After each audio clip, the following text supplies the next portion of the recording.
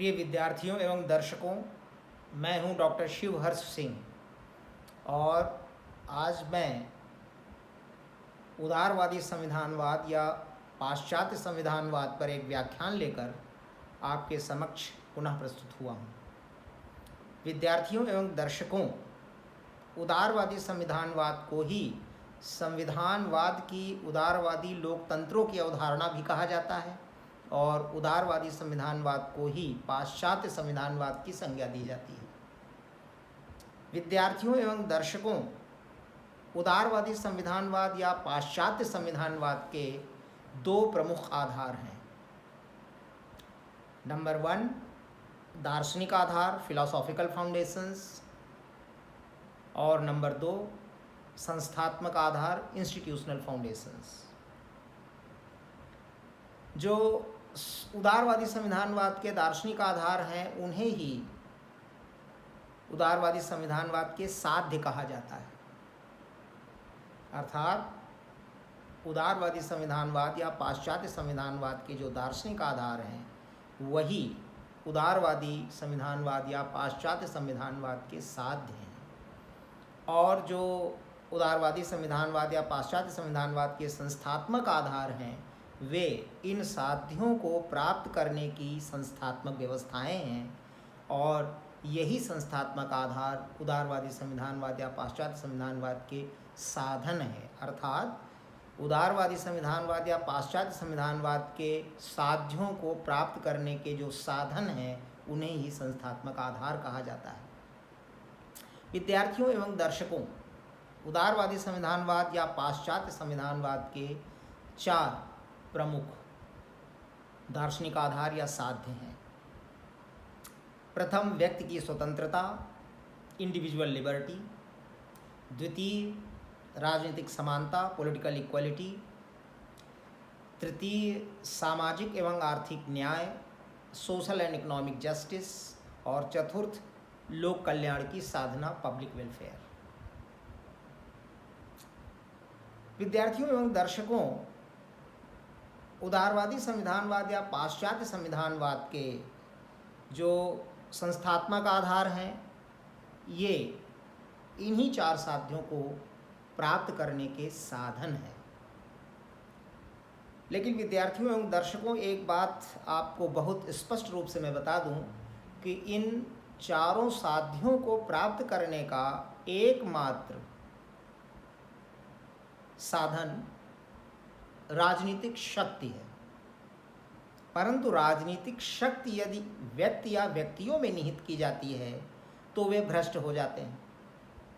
जैसा कि Lord Acton ने बहुत स्पष्टता के साथ कहा है कि power corrupts and absolute power corrupts absolutely. इसलिए राजनीतिक शक्ति को व्यक्तियों या किसी एक व्यक्ति में निहित न करके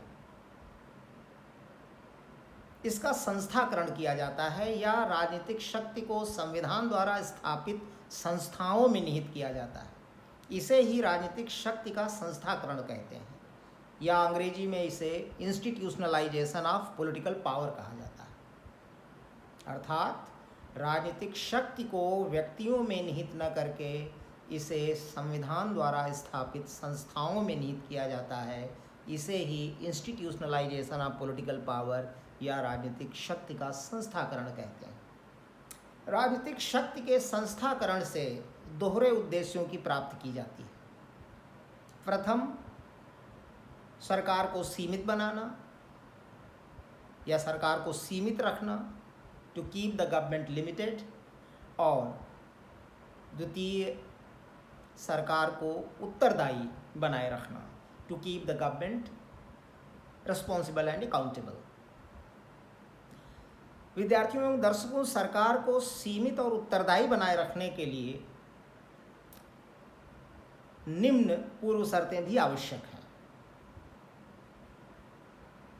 प्रथम, लोकतांत्रिक ढंग से संगठित सरकार, डेमोक्रेटिकली ऑर्गेनाइज्ड गवर्नमेंट।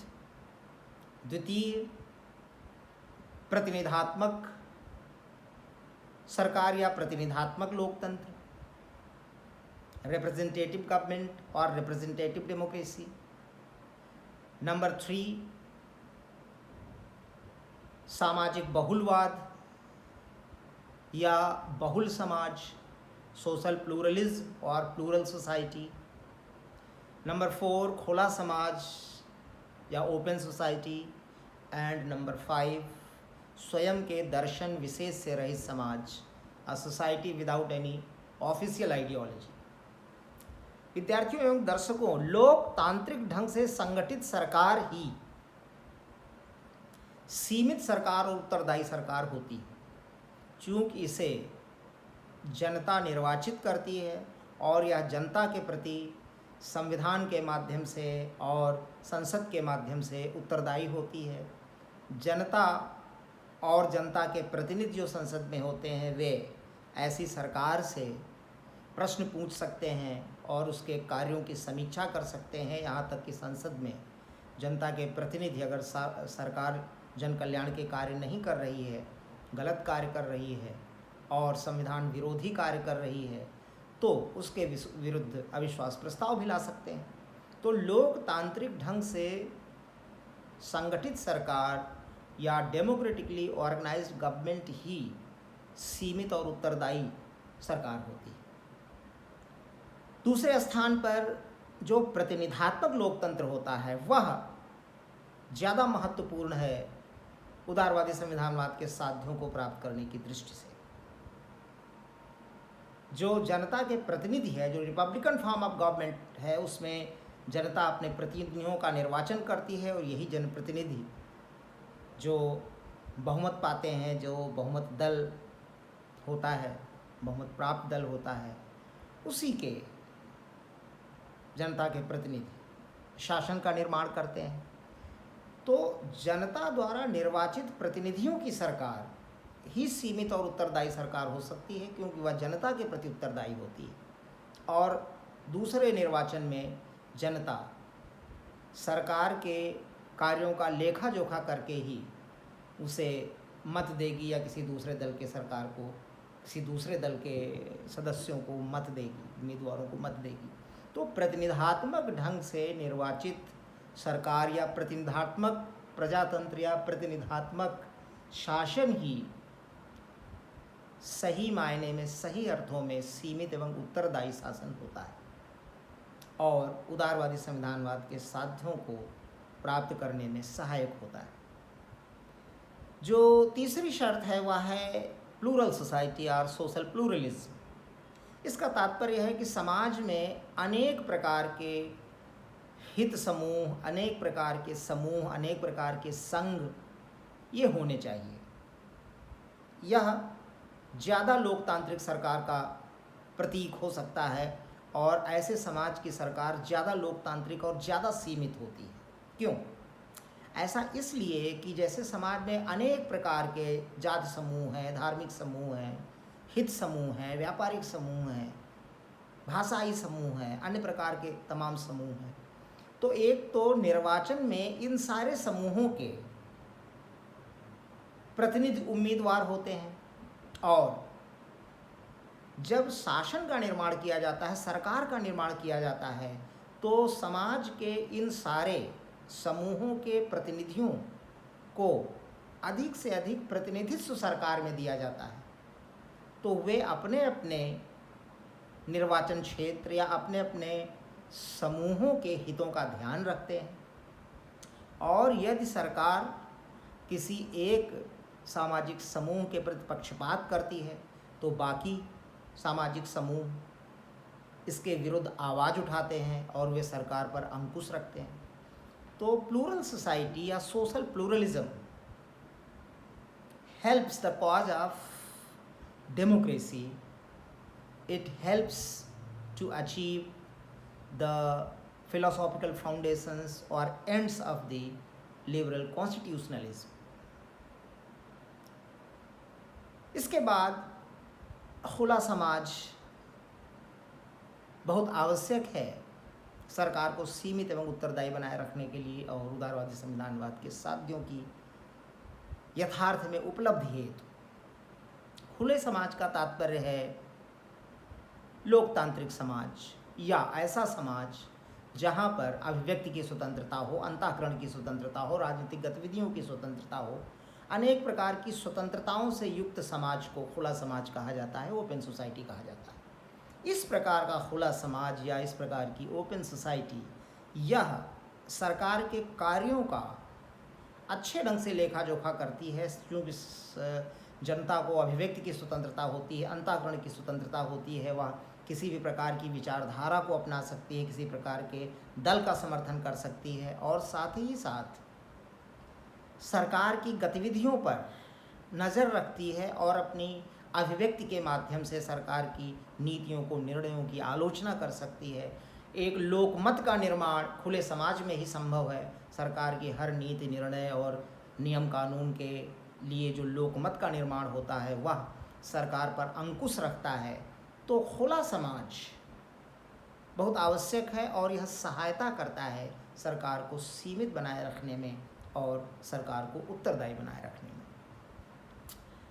इसके बाद समाज दर्शन विशेष से, स्वयं के दर्शन विशेष से रहित होना चाहिए। If there is an official ideology in the country, in the state, then in the name of making people to adhere this official ideology, government can torture the people, government can persecute the people, and government can also take away their liberties.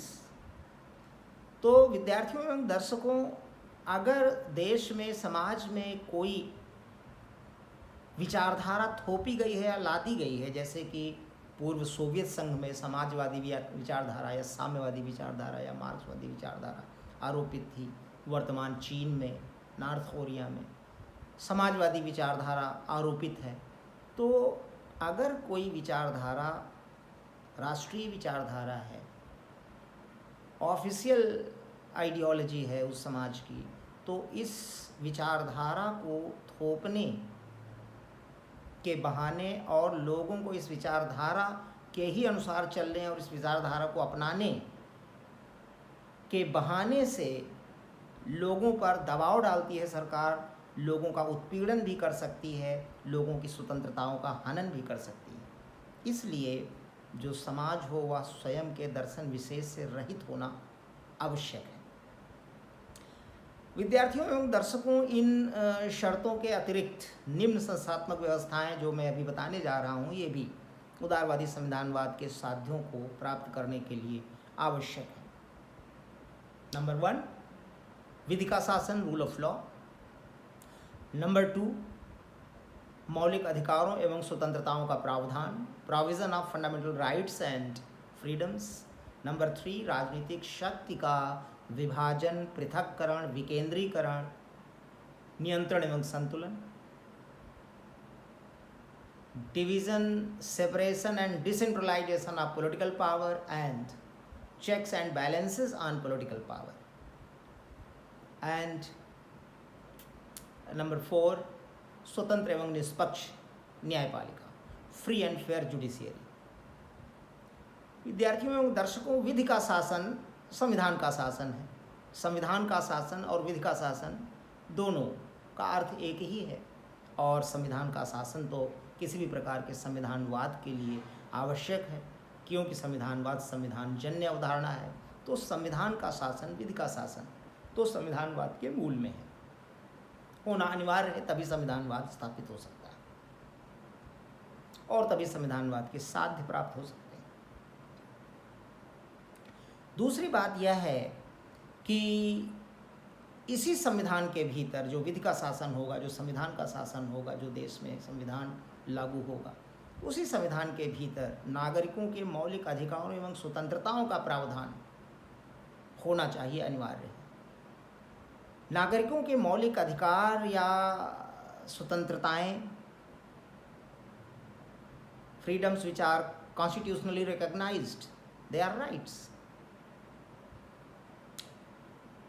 तो लोगों के मौलिक अधिकार और स्वतंत्रताएं ये सरकार को सीमित रखती हैं और साथ ही साथ सरकार को लोक कल्याण के कार्यों में रत रखती हैं।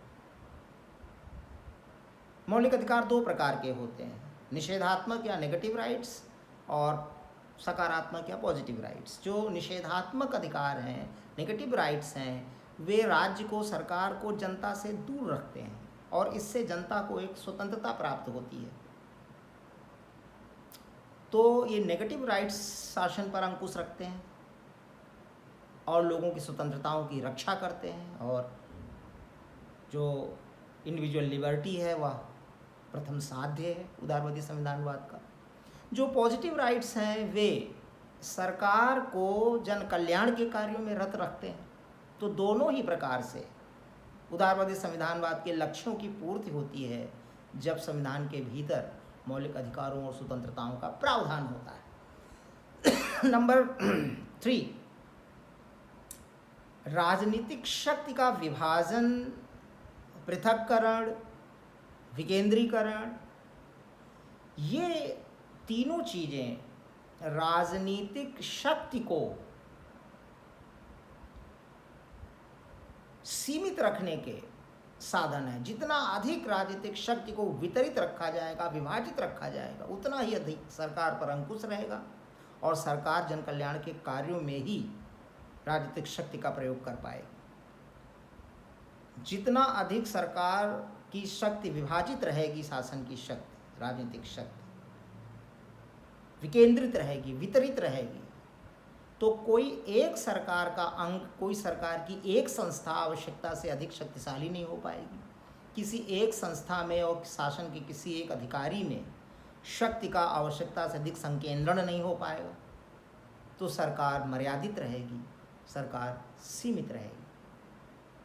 और जब सरकार की विभिन्न शक्तियों को, सबसे बड़ी शक्ति विधि निर्माण की शक्ति होती है, तो शक्ति विभाजन का तात्पर्य है कि जो राज्य स्तर की सरकार है, जो केंद्र स्तर की सरकार है, राष्ट्रीय सरकार है, इनकी विधि निर्माण की शक्तियाँ विभाजित हों। जैसा कि भारतीय संविधान की 7वीं अनुसूची में जो 3 सूचियाँ हैं, union list, state list and concurrent list, ये तीनों शक्ति विभाजन को प्रस्तुत करती है।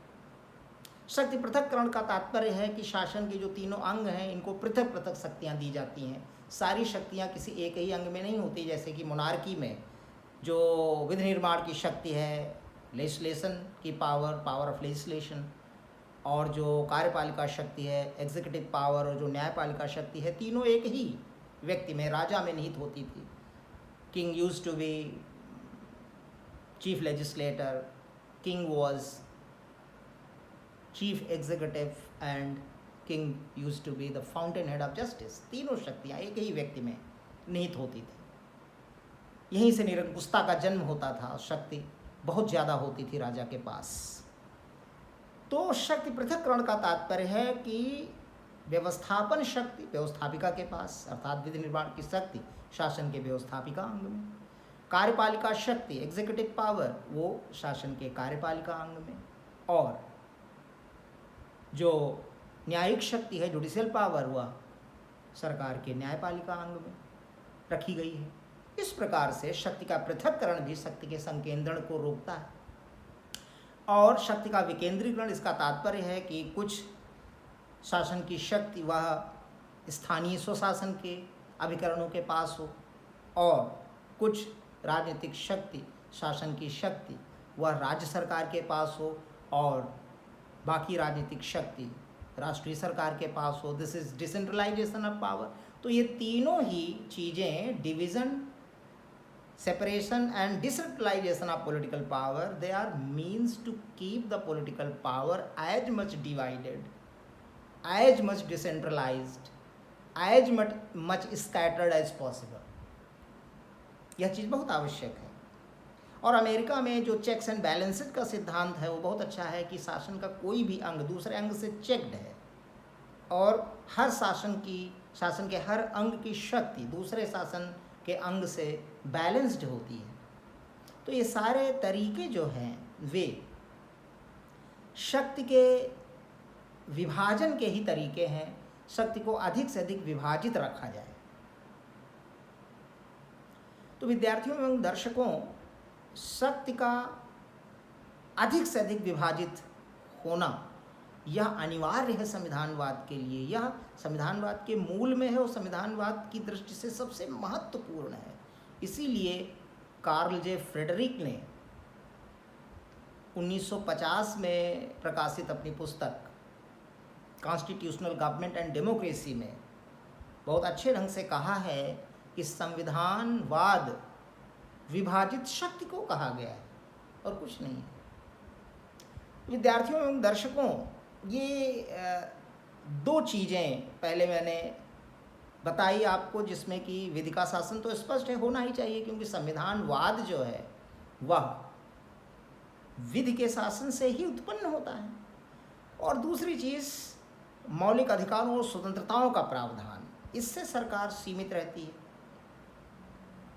जो जनता के अधिकार हैं वहाँ सरकार, क्योंकि हमने बताया दो प्रकार के अधिकार होते हैं, निगेटिव राइट्स, वो सरकार को जनता से दूर रखते हैं, तब जनता को स्वतंत्रता प्राप्त होती है और निषेधात्मक अधिकार प्राप्त होते हैं।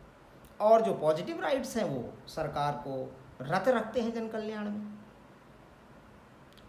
और यहाँ पर एक बात मैं और बता दूं कि 4 प्रकार की स्वतंत्रताएं बहुत अनिवार्य हैं। एक तो पर्सनल लिबर्टी या व्यक्तिगत स्वतंत्रता, व्यक्ति की स्वतंत्रता। दूसरी लिबर्टी ऑफ पॉलिटिकल एक्टिविटीज़, राजनीतिक गतिविधियों की स्वतंत्रता। और तीसरी फ्रीडम ऑफ कॉन्शंस, अंतःकरण की स्वतंत्रता। और चौथी समान लाभ और अवसरों को प्राप्त करने की, समान लाभ और अवसरों की उपलब्धि की स्वतंत्रता। ये इकोनॉमिक लिबर्टी भी कही जा सकती है, इकोनॉमिक फ्रीडम भी कही जा सकती है। 4 स्वतंत्रताएं हैं। इन्हीं 4 स्वतंत्रताओं को पीटर एच मर्कल ने अपनी पुस्तक मॉडर्न कंपैरेटिव पॉलिटिक्स, जो 1970 में प्रकाशित हुई, इस पुस्तक में पीटर एच मर्कल ने इन्हीं 4 स्वतंत्रताओं को पाश्चात्य संविधानवाद का अंतर्भाग, पाश्चात्य संविधानवाद का सजीव अंतर्भाग कहा है।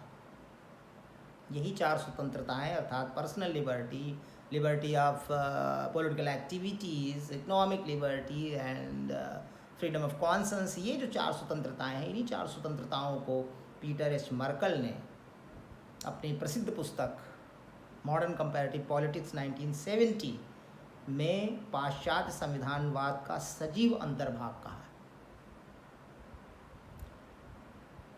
तो ये 3 चीज़ें बहुत अनिवार्य हैं: विधि का शासन, मौलिक अधिकारों और स्वतंत्रताओं का प्रावधान और शक्ति का अधिक से अधिक विभाजित होना।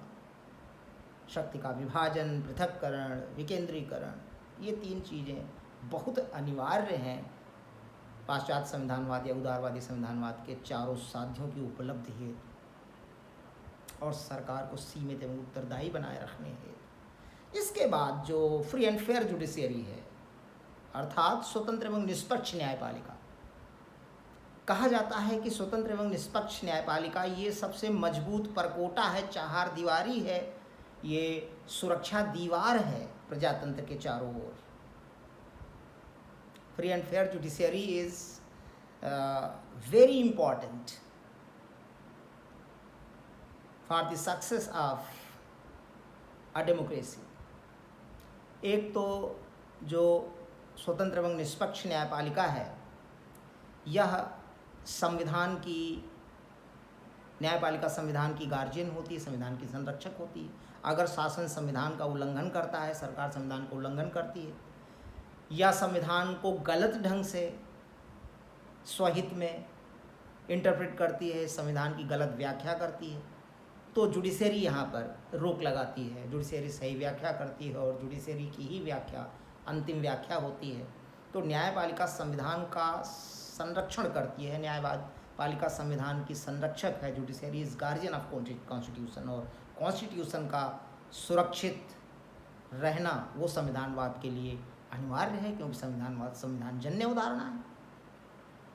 दूसरी, अगर शासन का कोई अंग दूसरे अंग की शक्तियों को इनक्रोच करता है, उनका अतिक्रमण करता है, तो जो शक्ति विभाजन और शक्ति पृथक्करण और विकेंद्रीकरण की व्यवस्था बनाई गई है, जो संविधानवाद के लिए अति अनिवार्य है, तो उस पर भी जुडिशरी चेक लगाती है, उसको भी रोकती है, उसको प्रतिबंधित करती है, जिससे कि शासन का कोई अंग दूसरे अंग की शक्ति का अतिक्रमण न करे और कोई भी सरकार दूसरे सरकार की शक्ति का अतिक्रमण न करे, जैसे राज्य सरकार केंद्र सरकार की शक्तियों का अतिक्रमण न करे और केंद्र सरकार या राष्ट्रीय सरकार राज्य सरकार की शक्तियों का अतिक्रमण न करे। इसके विरुद्ध भी स्वतंत्र एवं निष्पक्ष न्यायपालिका अनिवार्य है और ये बहुत सहायक होती है।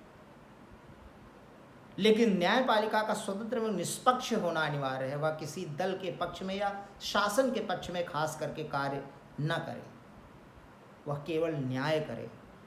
तो स्वतंत्र एवं निष्पक्ष न्यायपालिका यह प्रजातंत्र की सबसे बड़ी संरक्षक है।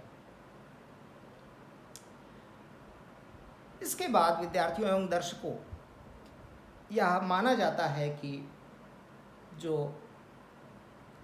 राजनीतिक शक्ति के एकाधिकार से बचाव की व्यवस्था प्रतिस्पर्धात्मक राजनीति में निहित है। किसी भी एक राजनीतिक दल में, किसी एक जगह पर राजनीतिक शक्ति बहुत दिन तक नहीं रहनी चाहिए। किसी एक राजनीतिक दल का लोकतंत्र में राजनीतिक शक्ति पर एकाधिकार नहीं होना चाहिए। There should not be monopoly for a very long time on political power of any political party.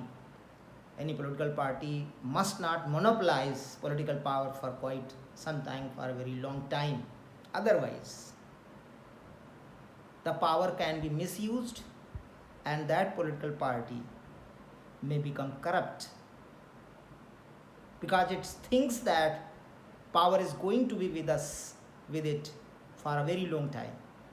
तो कहीं पर भी राजनीतिक शक्ति बहुत दिन तक नहीं रहनी चाहिए।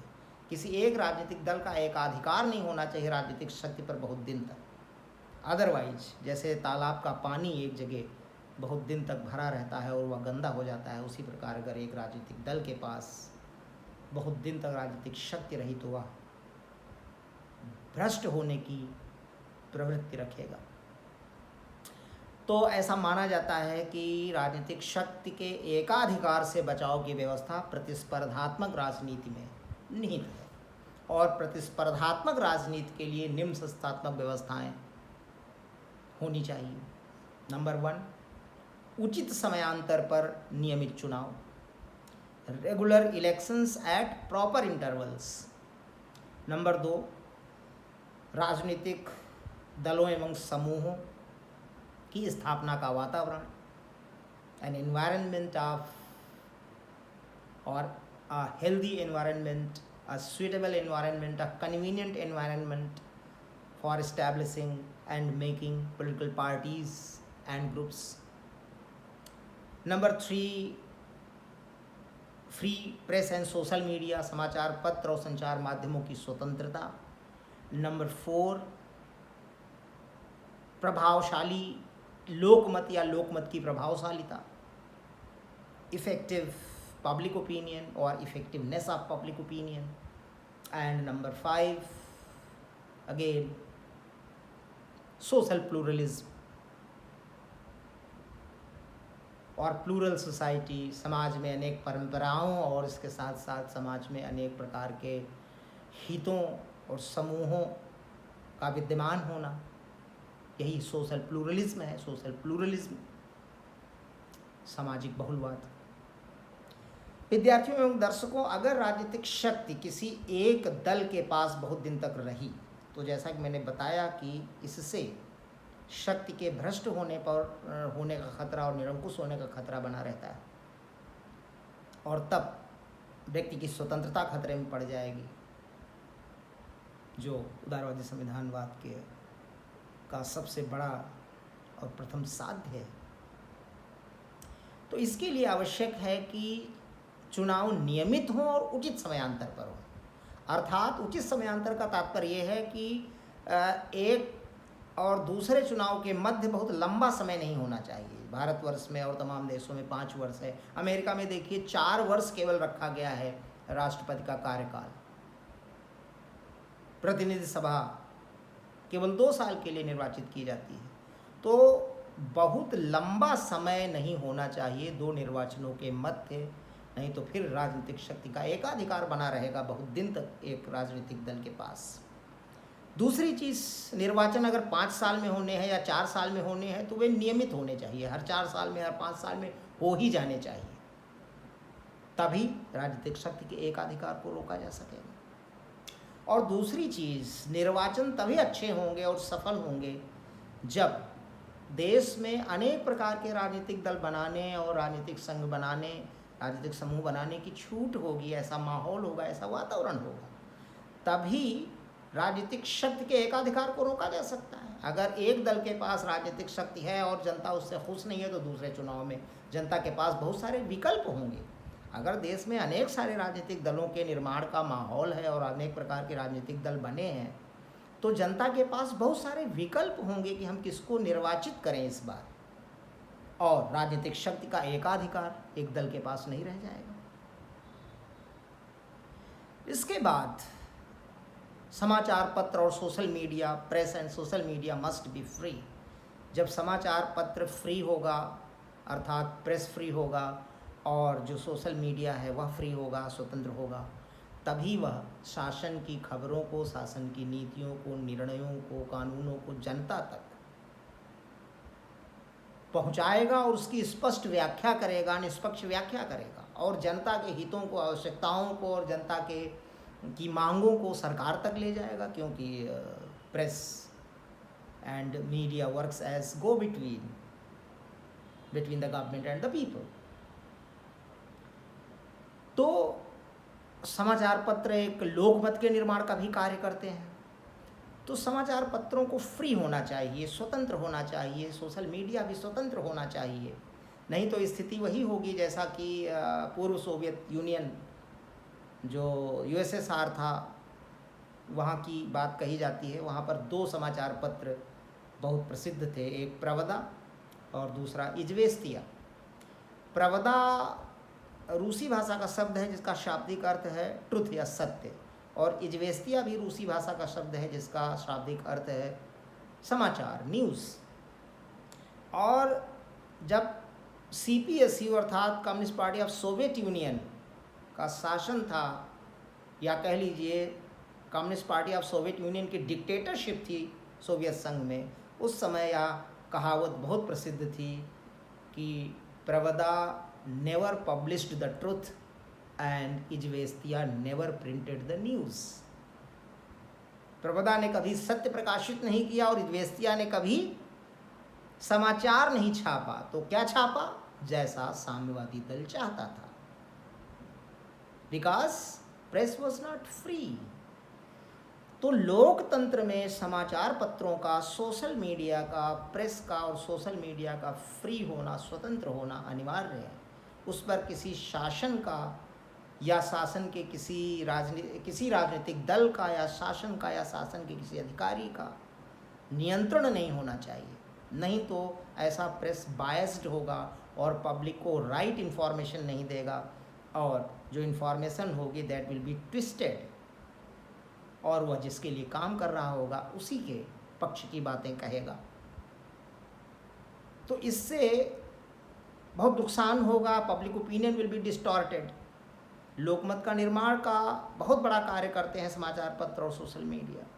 तो समाचार पत्रों की बहुत बड़ी भूमिका है, प्रेस और मीडिया की बहुत बड़ी भूमिका है लोकमत के निर्माण की। तो एक प्रभावी लोकमत नहीं बन पाएगा और एक effective public opinion, this is a sentinel of democracy. कहा जाता है कि एक प्रभावशाली लोकमत है वह लोकतंत्र का सबसे बड़ा प्रहरी है, क्योंकि लोकमत हर समय शासन को जनता के हित में सन्नद्ध रखता है।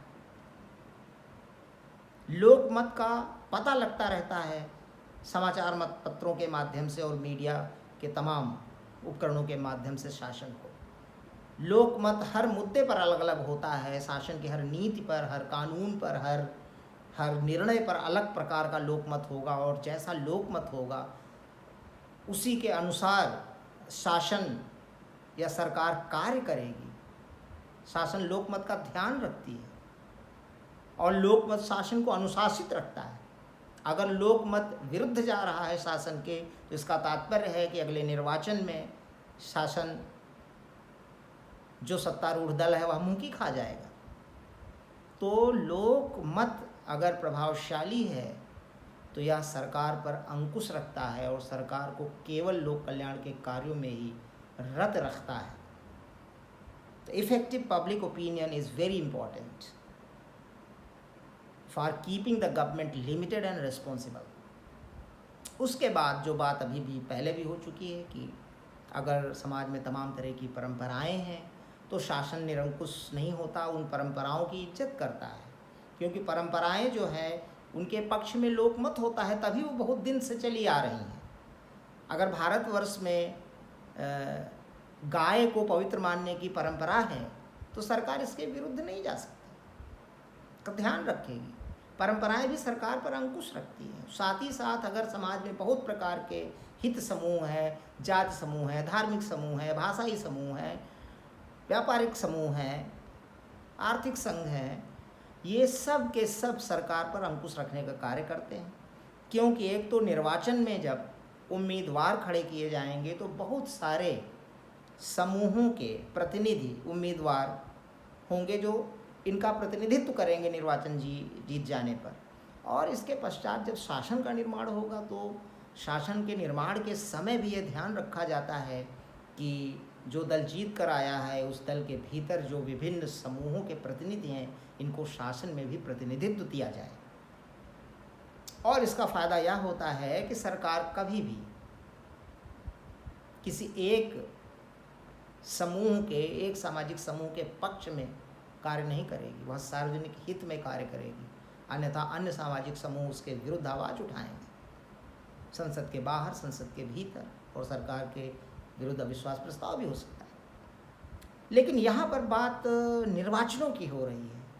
निर्वाचन उतने ही अच्छे होंगे, उतने ही प्लूरल होंगे, उतने ही डेमोक्रेटिक होंगे जितना ज़्यादा समाज के विभिन्न वर्गों के, विभिन्न समूहों के लोग अपनी उम्मीदवारी प्रस्तुत करेंगे निर्वाचनों में, उतना ही निर्वाचन अच्छे होंगे और उतने ही अच्छे ढंग से, उतने ही अधिक प्रतिनिधि हर समूह के, अल्पसंख्यक समूह के, आर्थिक समूह के, भाषाई समूह के, धार्मिक समूह के, जाति समूह के, तमाम तरह के समूहों के प्रतिनिधि निर्वाचित होकर के पहुँचेंगे शासन निर्माण के लिए।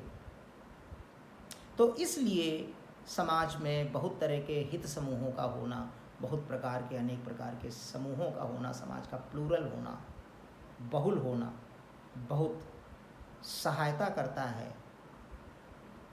अच्छी सरकार इससे बनती है और समाज के हर वर्ग का प्रतिनिधित्व होता है शासन में, और सरकार सीमित और उत्तरदायी बनी रहती है। वह किसी एक दल और एक समूह, समाज के किसी एक वर्ग के हित में बायस्ड होकर पक्षपातपूर्ण कार्य नहीं करेंगे। और निर्वाचन तो बहुत महत्वपूर्ण है ओवरऑल, इसलिए कि वे निर्वाचन जो है वे सरकार के सिर पर लटकती हुई तलवार की तरह होती है जिसकी डोर जनता के हाथों में होती है। Elections are like hanging sword over the head of the government whose strings are in the hands of the people. अगर सरकार अच्छा कार्य नहीं करेगी तो वह तलवार उसके ऊपर लटकती रहती है और दूसरे निर्वाचन में जनता डोर ढीला कर देगी और उस शासक दल के ऊपर तलवार गिर पड़ेगी, वह निर्वाचन में सफल नहीं हो पाएगा। तो निर्वाचन बहुत अनिवार्य है।